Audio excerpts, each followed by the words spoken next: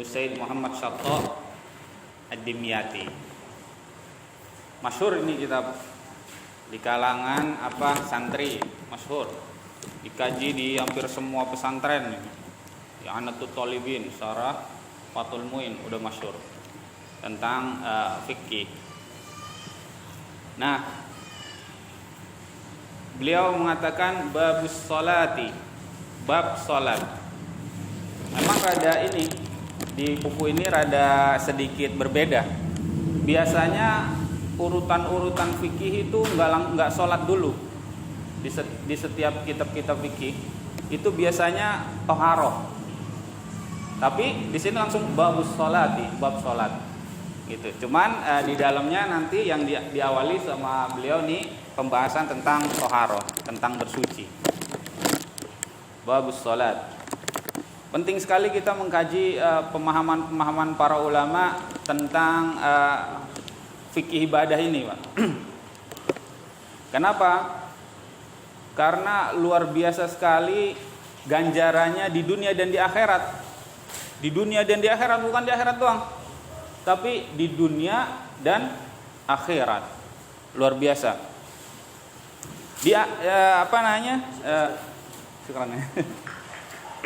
Di akhirat nanti salat itu amalan pertama yang dihisab nanti di yaumil akhir.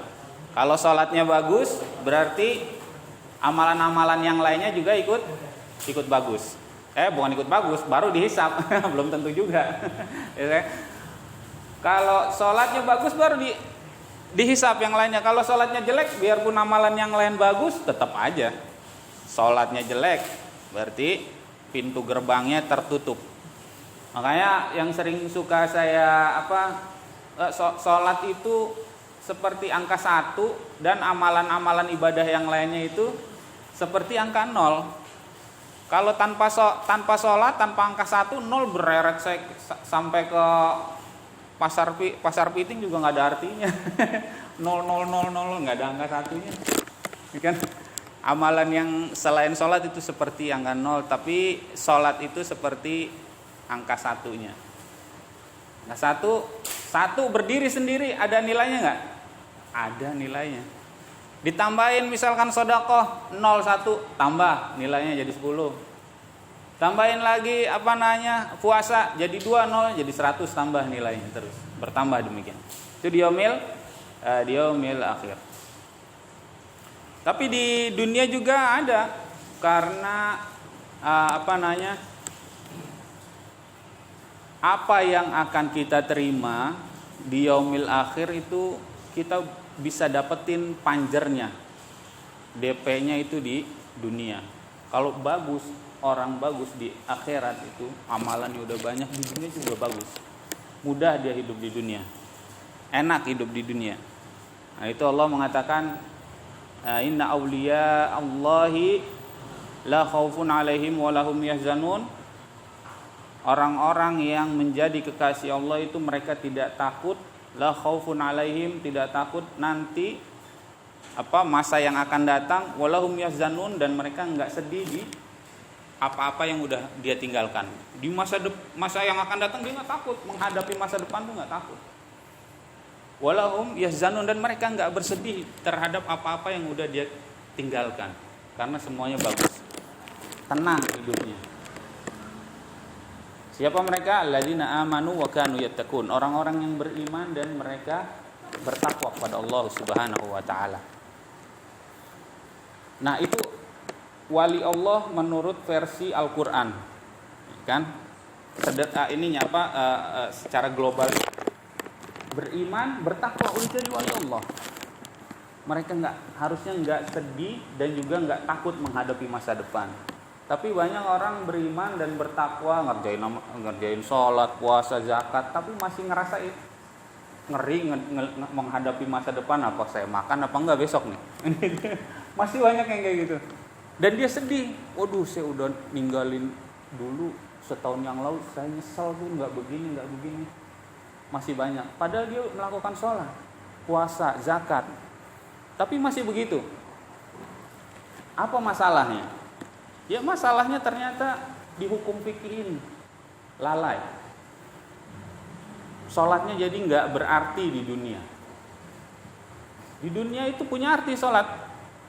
Inna sholata tanha anil fahsya'i wal munkar. Di dunia mencegah orang berbuat fahsya dan munkar di dunia. Tapi nggak kena tuh ayat itu. Apakah ayatnya yang salah atau kitanya yang melakukan sholatnya yang salah? Nggak ada orang yang berani mengatakan ayatnya yang salah. Pasti orangnya orang yang salah. Nggak ada yang berani mengatakan ayatnya yang salah. Pasti orangnya salah. Gitu. Kenapa? Banyak hukum-hukum fikih di dalam sholat yang lalai.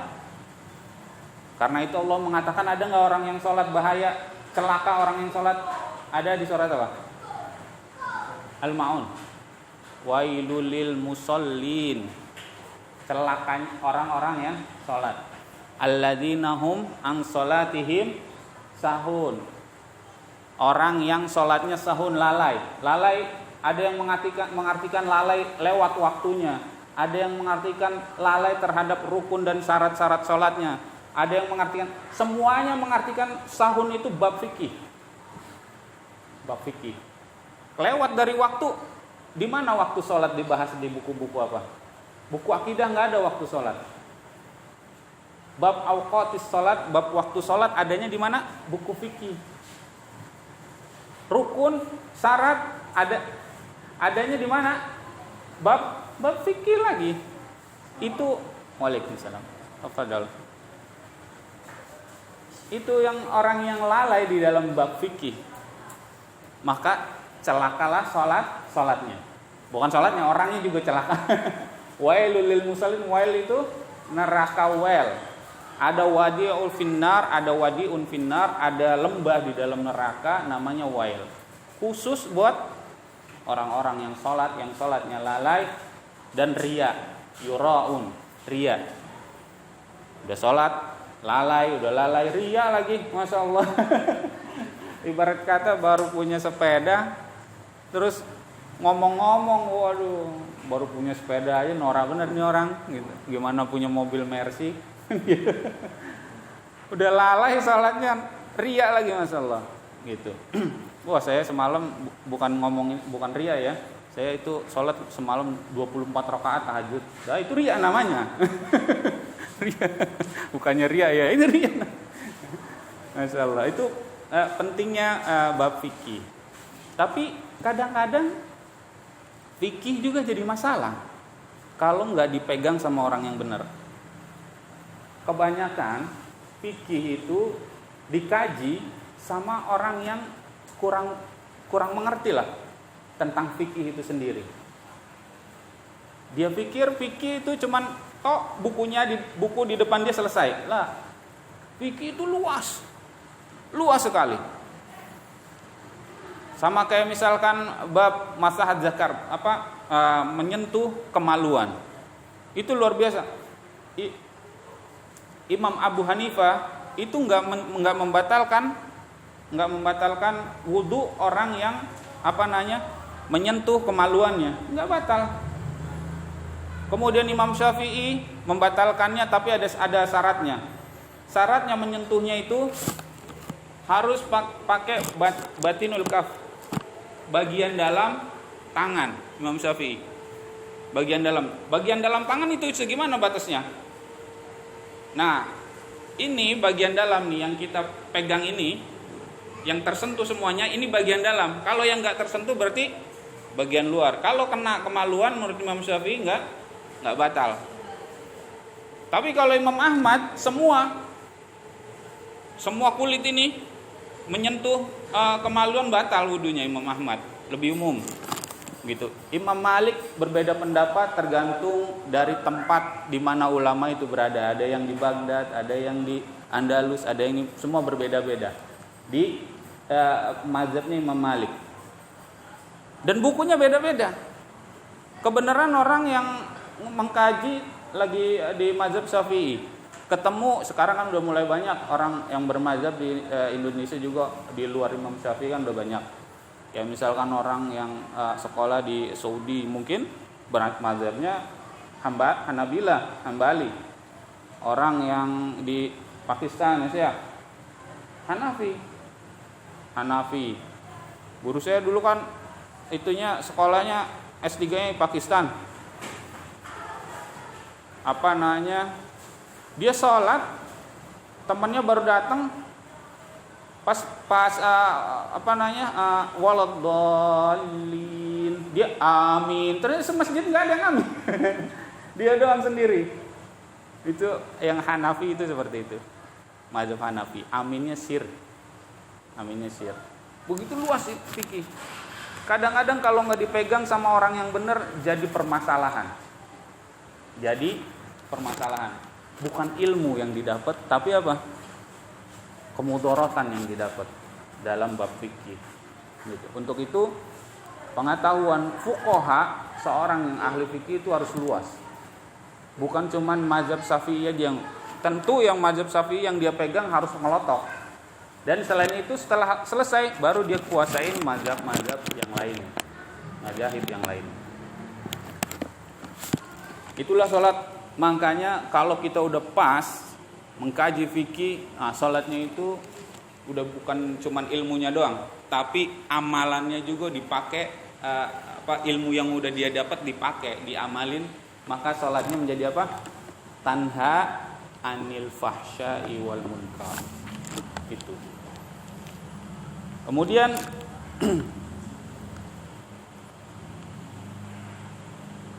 Rasulullah SAW mengatakan ma min imri'in muslimin tahduruhus salatun maktubatun, tidaklah seorang muslim yang dia mau melakukan salat maktubah. Salat maktubah itu salat apa? Salat 5 waktu. Wa yuhsinu wudu'aha, dan dibagusin wudunya. Wudunya yang pertama dibagusi, wa yuhsinu wudu'aha, dibagusin wudunya, wa khusu'aha, dan kekhusuannya.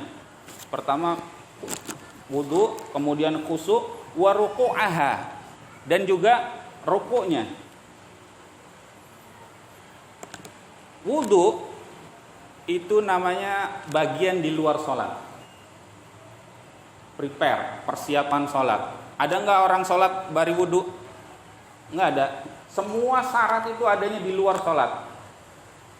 Syarat ada nggak yang di dalam? Nggak ada. Syarat itu letaknya di luar. Yang di dalam amalan sholat itu namanya rukun. Makanya rukun pertama takbiratul ihram, terus Al-Fatihah, semuanya ada di dalam sholat itu. Hadis ini ngebahas syarat, rukun, wa khusu', dan juga khusu'. Kekhusuan apa? Amalan hati. Amalan hati lebih penting ini. Kalau udah selesai amalan zahirnya, maka amalan batin itu lebih penting lagi.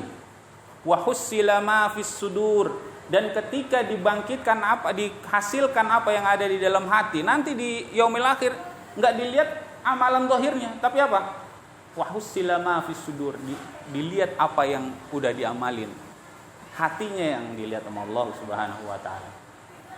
Karena banyak juga orang ternyata melakukan amal soleh, kata Allah, kadzabta, kamu bohong. Saya melakukan jihad fisabilillah karena menegakkan kalimatullohil ulia, kalimat Allah yang tinggi. Kadzabta, kamu telah bohong.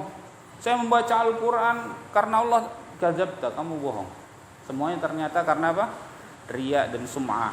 Riya itu pengen dilihat, sum'ah itu pengen didengar.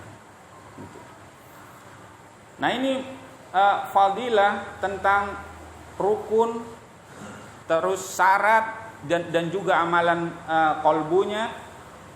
Kata Nabi apa? Illa kanat kafaratan lima qablaha minad dunubi. Itu jadi kafarah, jadi penghapus dosa dari dosa-dosa yang telah dia lakukan sebelumnya. Malam yu'ta kabira, selama dia enggak melakukan dosa besar. Dosa besar harus istighfar itu.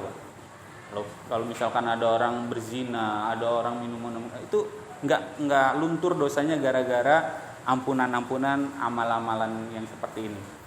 Yang kata Allah, innamal hasanati yudhibnas sayiat. hasanat itu akan amalan-amalan baik itu akan menghilangkan amalan-amalan buruk. Itu dosa-dosa kecil. Termasuk ini. Akan menjadi kafarah. Wa dzalika dahra kullaha. Ini sepanjang masa. Kalau kita sholat maghrib, kemudian dibagusin wudunya, khusyuk sholatnya, kemudian rukun-rukunnya diperbagus, sepanjang masa itu dulu yang lalu dihapus sama Allah dosanya. Masya Allah, luar biasa kemuliaannya umat Nabi Muhammad sallallahu alaihi wasallam. Enteng ya Pak, sholatnya 4 rakaat, 3 rakaat, ada yang 2 rakaat, tapi menghapus dosa-dosa yang lalu semuanya sepanjang masa dulu. Itu yang dulu, selama itu bukan dosa yang besar. Dosa besar itu dosa yang ada hukum hadnya.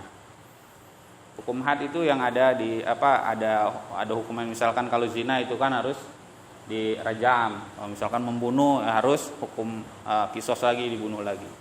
Kemudian dikatakan lagi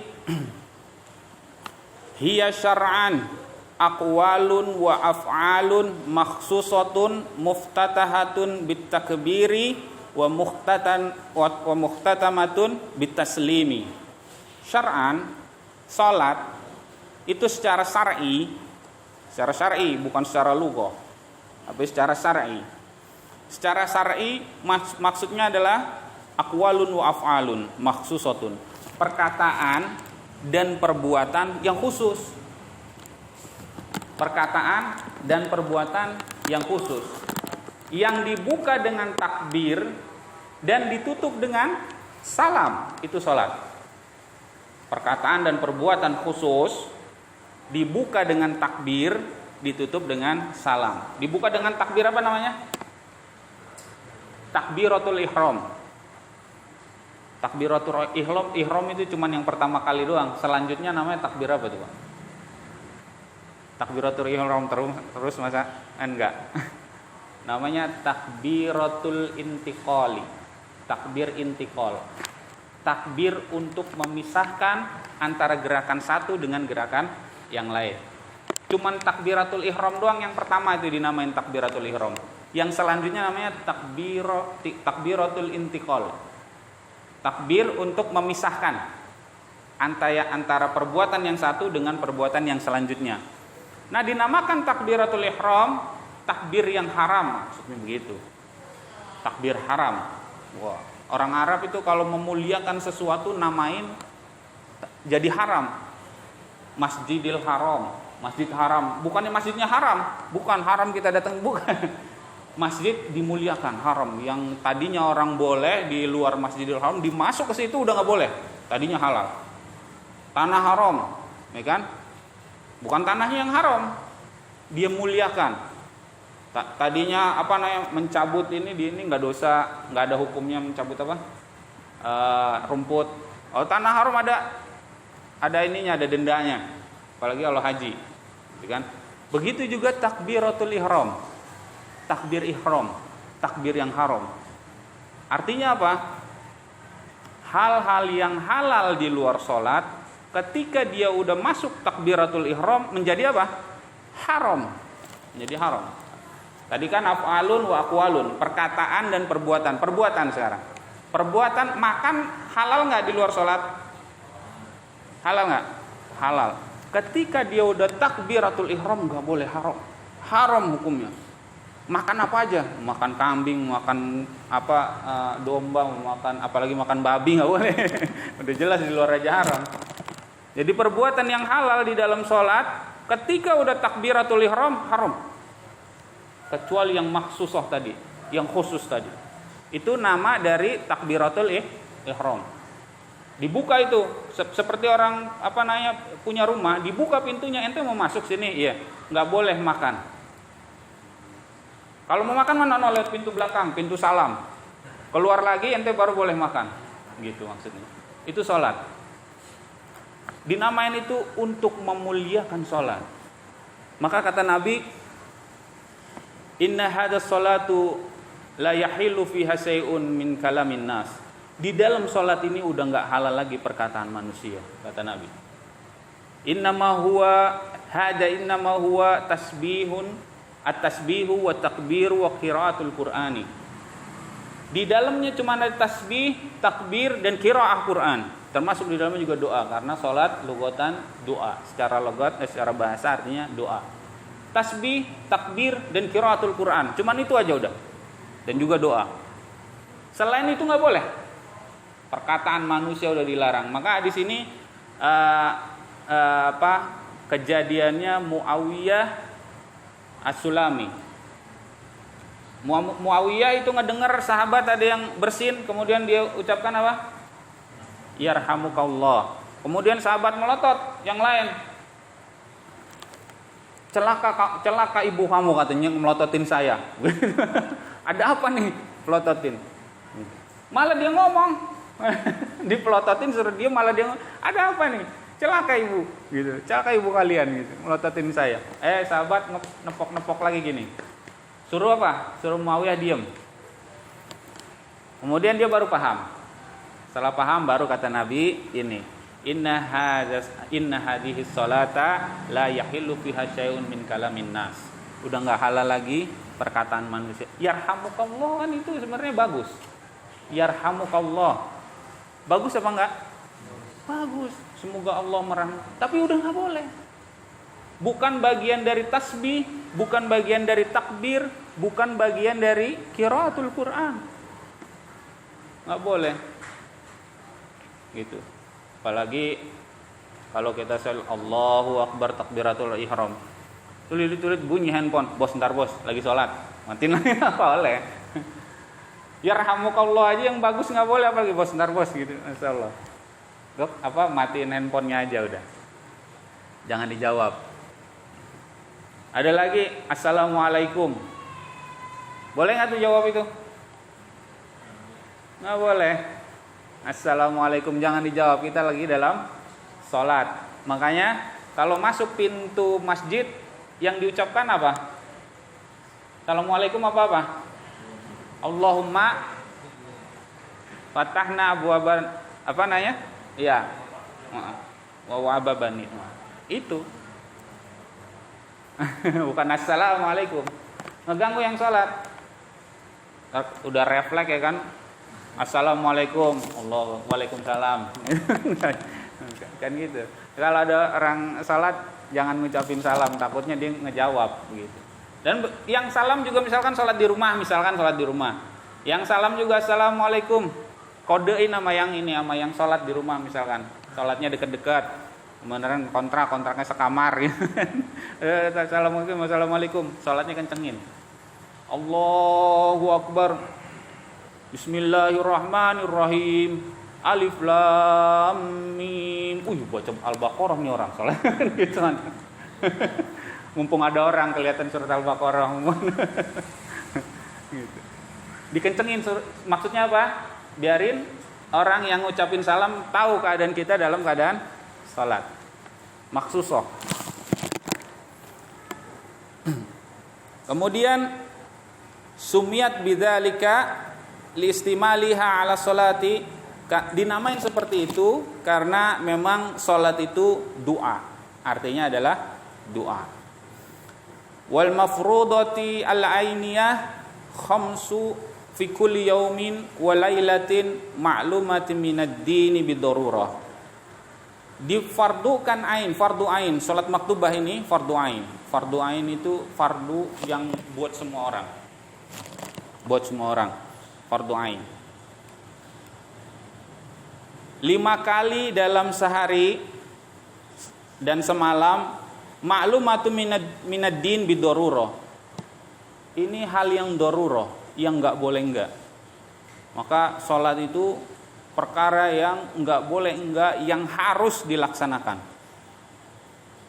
Lagi dalam keadaan perang, sholat khauf enggak ada. Enggak boleh enggak sholat, ada sholat khauf, sholat dalam keadaan takut. Oh, dalam keadaan begini di mobil, udah ada sholat safar, jangan enggak sholat. Ada sholat safar. Oh, saya di kereta nih, udah sholat di kereta, sholat safar. 2 rakaat aja, enggak usah tunggang-tungking, gini aja palanya udah kayak syarat. Gitu. Wah, saya lagi sakit nih, udah sholat tiduran, segala macam nggak ada urusan, harus sholat pokoknya. Maka di dalam fikih dikatakan ma'lumatum minad dini bidorurah, sesuatu hal yang darurat. Buat siapa? Buat Allah? Lah, bukan. Buat kita. Sholat itu bukan buat Allah, buat kita. Bahkan diibaratin seperti orang yang punya nahar, yang punya apa? Sungai di depannya itu, terus kita mandi, kata Rasulullah 5 kali sehari, kira-kira ada nggak kotorannya itu? Bersih, nggak ada. Buat siapa? Buat Allah itu? Lah, buat kita. Buat kita. Allah nggak perlu, gitu. Nggak perlu sholat kita. Itu sholat buat ente sendiri. Maka dikatakan ma'lumatun minad dini bidorurah, suatu hal yang darurat. Dan dikatakan lagi li hadal khamsu la walam tajtami'u hadhil khamsa li ghairi nabiyyina Muhammad sallallahu alaihi wasallam. Salat yang 5 ini enggak dikumpulkan kecuali untuk Nabi Muhammad sallallahu alaihi wasallam. Enggak dikumpulkan kecuali untuk Nabi Muhammad sallallahu alaihi wasallam. Orang dulu sholat nggak? Sholat, bahkan wudu. Nanti di pembahasan tentang wudu kita lihat. Saroh itu istrinya siapa, Pak? Hah? Siapa? Ibrahim. Istri yang pertama atau yang keempat? Istri yang pertama. Istrinya cuma 2, nggak banyak-banyak, 4. Cuma 2. Saroh, satu lagi apa? Aduh, tenang banget kalau ngomongin bini. Kalau Saroh, istri yang pertama, yang kedua siapa namanya? Hajar. Hajar yang kedua. Ini cuma 9 aja. Hajar. Saroh itu keliling sama Nabi Ibrahim di Mesir. Kemudian ada raja yang zalim. Dia senangnya memperistri perempuan yang udah punya istri. Makanya Nabi Ibrahim bilang kalau kita lewat ada pembesaran anak buahnya, bilangnya apa? Istrinya apa? Saudaranya. Bilang kalau ntar ditanya jangan bilang istri saya, saudara. Itu namanya tauriyah. Bukan taqiyah. Taqiyah itu Syiah. Tauriyah. Tauriyah itu maksudnya memalingkan sebuah perkataan atau kalimat yang memalingkan maksud daripada si pembicara. Maksudnya maksudnya saya atau maksudnya Nabi Ibrahim saudara seiman. Gitu. Tapi dipalingkan biar saudara saudara. Karena kalau dibilang istri nanti ditangkap. Itu namanya tauriyah, bukan taqiyah, tauriyah. Nah, dibilang seperti itu, kemudian nggak peduli nih penjaga, oh ini kayaknya seneng nih raja nih. Maka yang paling cantik, semua setuju itu Aisyah, Khadijah, kemudian Sarah. Itu perempuan yang cantik-cantik itu. Maka pas dilihat, oh ini seneng nih pas ini. Saudara nggak peduli, udah ambil aja, akhirnya diambil juga. Nah, ketika mau masuk ke istana sang raja, itu Saroh ngambil wudu. Di beberapa kitab sirah, Saroh ngambil wudu, kemudian dia sholat. Jadi ada sholat sebelum Nabi Muhammad, ada sholatnya. Cuman nggak sholat 5 waktu. Maka disebutin nanti di bab awqatis sholat, waktu-waktu tentang sholat, dibahas sama Imam Ar-Rafi'i, pembesar dari kalangan mazhab Syafi'i. Katanya begini. Fasubuhu salatu Adam. Subuh itu salatnya Nabi Adam.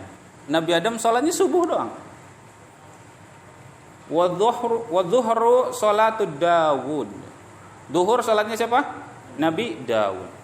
Wal asru salatu Sulaiman. Asar salatnya Nabi Sulaiman, maka sore hari dia ngeliatin kuda meluncur, ketinggalan sholat asar. Itu waktunya dia sholat itu.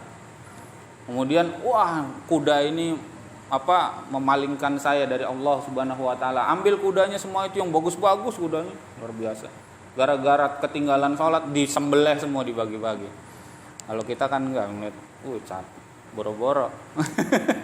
Oh, ini motor nih memalingkan saya dari Allah, udah sedekahin aja. Ya, jarang ini. Sulaiman itu sholat asar, Nabi Sulaiman. Wal maghribu sholatu Yaqub. Maghrib itu sholatnya Nabi Yaqub. Wal isya'u sholatu Yunus. Isya sholatnya Nabi Yunus. Kama sayadkuruhu syarihu fi mabahasi awqatis sholati anir rafi. Nanti akan disebutkan, pensarah kitab ini akan berjanji akan disebutkan masalah ini di dalam bab waktu-waktu sholat. Lebih jelasnya dinukil dari Al-Imam Ar-Rafi'i.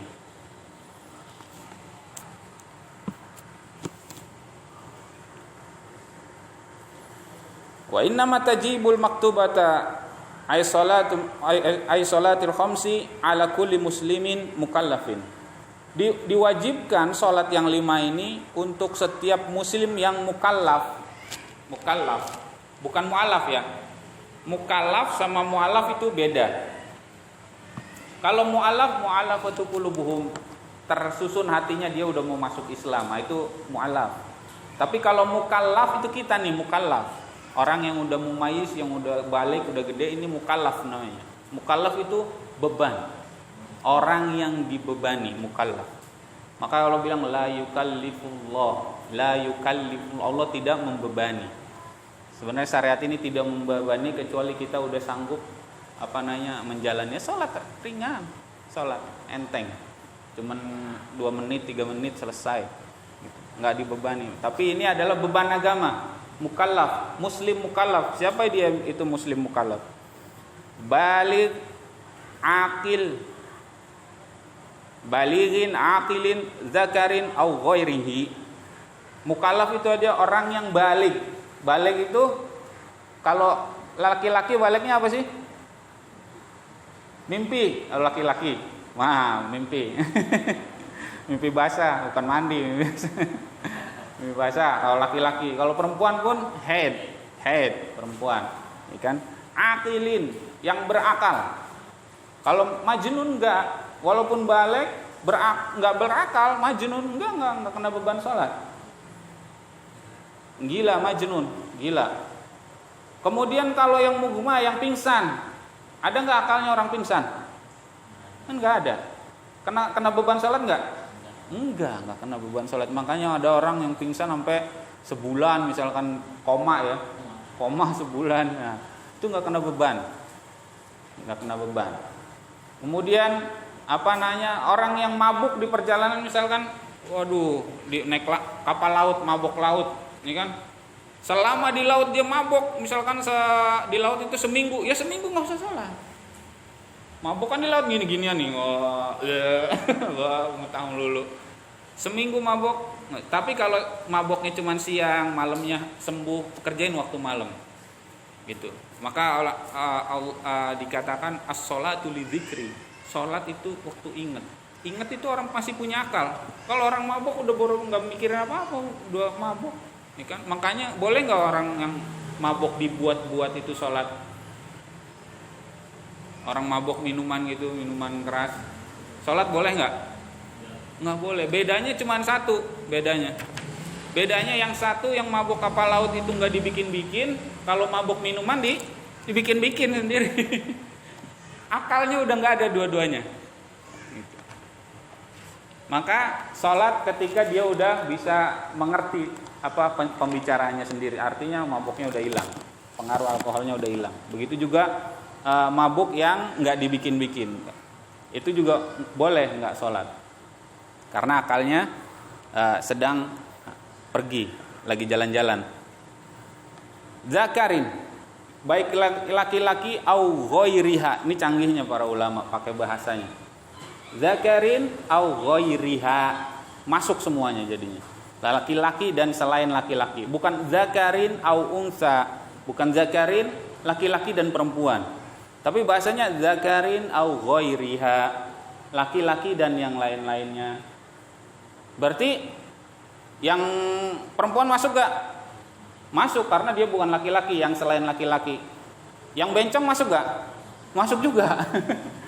Harus sholat. Yang badannya laki-laki tapi kayak perempuan, sholat. Badannya perempuan tapi kayak laki-laki, ya sholat juga. Nggak ada pengecualian. Kecuali bahasanya zakarin au unsa, perempuan dan laki-laki yang diwajibkan sholat. Mereka yang masih mutasyabihat, yang mutasyabihat nggak masuk itu. Ya, tapi kalau ini bahasanya jelas, laki-laki atau selain laki-laki. Kemudian ada masalah kalau dia masuknya ke shop yang mana tuh, gitu. Ya kan? Dilihat kalau dia belum transgender, belum di ini, ya tetap kalau misalkan laki-laki ya laki-laki masuknya. Tapi kalau udah berubah 90% lah, enggak 100%. Susah ya 100% mah. 80% udah berubah. Dilihat hawa nafsunya. Dia misalkan laki-laki lahirnya berpakai bibir merah, pakai daster, rambutnya ini dismoting itu. Diwarna-warnai. Terus apa segala macam. Tapi lahirnya laki-laki ini orang. Gitu. Masuknya ke shop mana? Lihat dia menafsunya kemana. Nafsunya ke perempuan, harus masuk shop laki-laki. Masih nafsu perempuan mah. Oh, masuknya nafsunya ke laki-laki, ente harus masuk ke shop perempuan. Walaupun lahirnya dalam keadaan laki-laki. Gitu. Tapi yang udah di atas 50%.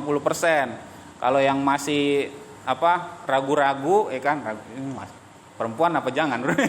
Ya gimana dandannya aja. Kalau malam-malam misalkan jadi perempuan, kalau laki-laki siang-siang jadi laki-laki, ya sholat ya udah laki-laki aja ente.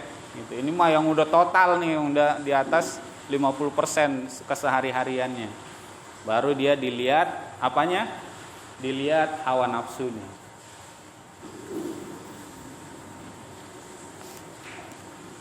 Tahirin fala tajibu ala kafirin asliyin. Dia harus suci. Maka orang yang enggak suci, suci hukmi atau suci zati, itu enggak bisa kalau dia enggak suci, dia enggak bisa sholat. Bukan enggak bisa sholat, enggak boleh sholat di dunia. Kafir asli, orang yang bukan Islam, dia nggak boleh sholat di dunia. Akan tetapi iqab, siksaan dia terima. Karena kesalahan dia tetap ditulis. Meninggalkan sholat tetap ditulis. Karena itu Allah mengatakan qulil ladina kafaru in yantahu yaghfiru lahum ma qad salaf. Kalau kamu orang-orang kafir, kamu berhenti dari kekafiran kamu, kemudian kamu masuk Islam, maka diampuni kesalahan-kesalahan kamu yang telah lalu. Berarti yang telah lalu dia salah apa enggak? Salah. Meninggalkan sholat salah apa enggak? Salah. Yaghfiru ma qad salaf, diampuni dosa yang telah lalu. Berarti orang kafir, walaupun dia enggak boleh sholat, dosa sholat dia masih nanggung. Dosa sholat, nggak boleh sholat, ente bukan Islam kan, nggak masuk syarat sholat, nggak boleh, dosanya masih ditanggung. Ketika dia udah masuk Islam, maka yaghfiru ma qad salaf, akan diampuni oleh Allah dosa yang telah lalu, termasuk dosa nggak sholatnya tadi. Kalau dia masuk Islam, gitu. Maka dia harus suci.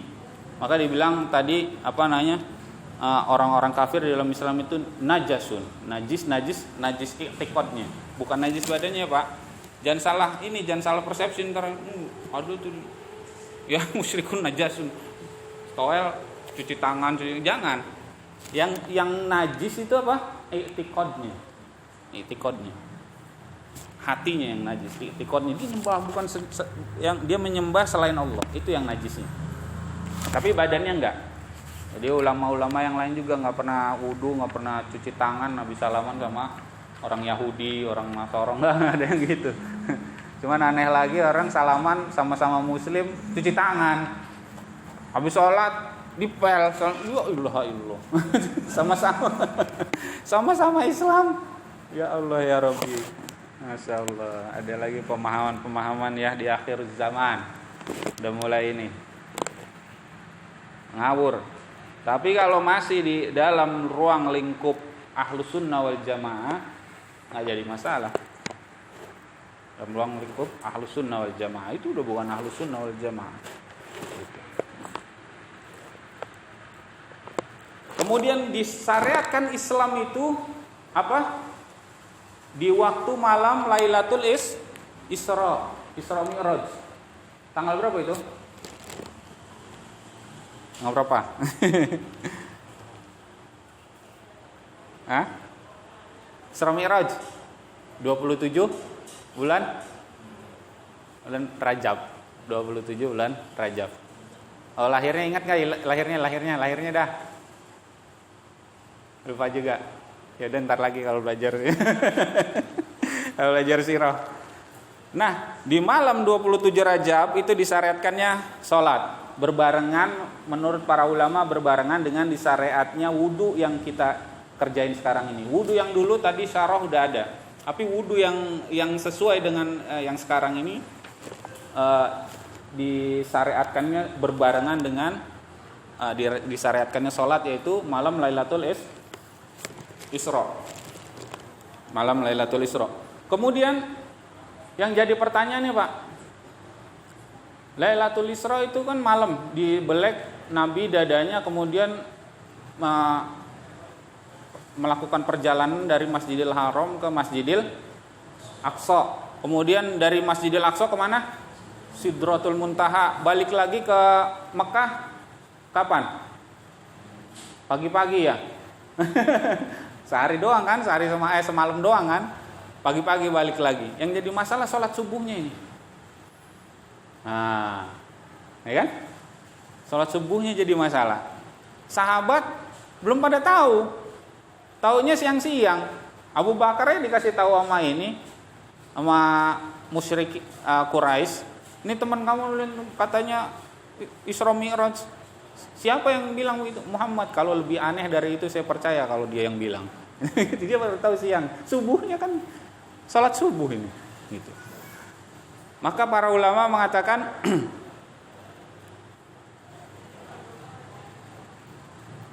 walam tajib subha yaumatil lailati li'adamil ilmi bikaifiyatiha. Kata ulama. Syekh Zainuddin Al-Malibari mengatakan enggak diwajibkan subuh di malam itu. Kenapa? Li'adamil ilmi bikaifiyatiha. Karena enggak ada ilmu tentang caranya, belum dikasih tahu caranya. Sholat subuh caranya gimana? Kan belum dikasih tahu. Taunya pas duhur, ngelihat Nabi sholat duhur, ngikutin para sahabat. Subuh Nabi nggak sempat sholat jamaah karena baru pelesiran, baru pulang, masih capek, kan? Belum sempat ngasih tahu lagi. Sholat subuhnya nggak ada. Maka di sini timbullah kaidah Pak. Luar biasa masalah fikih. Wa usulul wujubi kana mu'allaqan 'alal ilmi bil kaifiyati. Usul asal dari kewajiban itu bergantung kepada pengetahuan tentang caranya. Kalau belum ada pengetahuan tentang caranya, maka belum diwajibkan. Begitu. Maka sholat subuh belum ada caranya, maka belum diwajibkan. Diwajibkannya pas sholat zuhur. Nabi udah mencontohkan, karena Nabi jarang ngasih pelajaran tentang sholat. Sholat itu bagaimana caranya para sahabat belajar? Kata Nabi, sholu kama ro'aitumuni usolli. Sholat aja kalian sebagaimana kalian ngelihat saya sholat. Udah begitu ngajarinnya Nabi. Jarang, ayo praktek sholat kayak di sekolah, ayo praktek sholat, bawa mukena, bawa ini. Nggak ada. Sholu kama ro'aitumuni usolli. Itu pelajaran sholat terhadap para sahabat. Maka subuh belum ada prakteknya. Setiap hal-hal yang udah diwajibkan sama Allah, maka kaifiyahnya itu penting. Ilmu tentang caranya itu luar biasa penting. Kalau kita berwudu, kemudian kita nggak tahu caranya, ngelihat Nabi, nggak ada Nabi udah. Ada ngelihat tetangga juga baru tobat kemarin sore, tahu bener tahu salah wudunya, ya kan gitu. Maka kudu ngaji fikih, gitu. Asal jangan-jangan wudu kita salah nih Pak. Kalau wudunya salah, jelas sholatnya salah, syaratnya udah nggak sesuai dengan apa yang Allah pengen. Ya ayyuhalladzina amanu idza kumtum ila sholati faghsilu wujuhakum. Wahai orang-orang beriman, kalau kalian mau sholat berdiri, faghsilu wujuhakum, artinya wudu. Itu perintah Allah pada kita. Kaifiyahnya kita nggak belajar. Jangan-jangan salah kan begitu. Wajar aja kita habis sholat keluar gontok-gontokan sama kawan, terus lihat yang lewat-lewat itu kan banyak pakai celana bogel-bogel. Dihayatin, Masya Allah. Pandangan mata udah membuka pintu zina. Jangan sampai dieksekusi sama kemaluannya tadi, farjinya. Kita kemarin udah ngebahas kan, eksekutornya adalah farjinya. Selama masih di pandangan mata, di telinga itu masih zina-zina, yang zina mata, zina telinga masih ringan, belum ada hadnya. Jangan sampai dieksekusi. Nah, setiap hal yang kita kerjakan termasuk wudu, sholat, puasa, semua juga begitu. Harus ada pengetahuan tentang kaifiyahnya.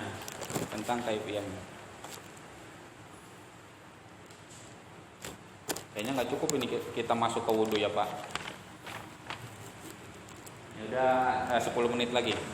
Kita langsung melengkap ke wudu. Tentang syarat sholat. Faslun fi syurutis sholati. Pasal tentang syarat sholat. Kita ngejelasin syaratnya aja. Asyartu ma yatawaqqafu alaihi sihatas sholati wa laysa minha wa qudimatish syurutu 'ala al-arkani li'annaha aula bitaqdimi. Syarat itu tempat absahnya sebuah sholat.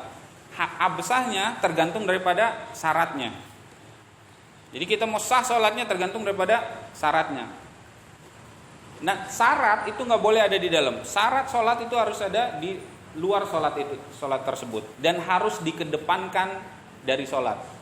Seperti kita bersih-bersy dan yang lain sebagainya. Yang 9 syarat itu harus ada di luar. Ada yang bilang 5.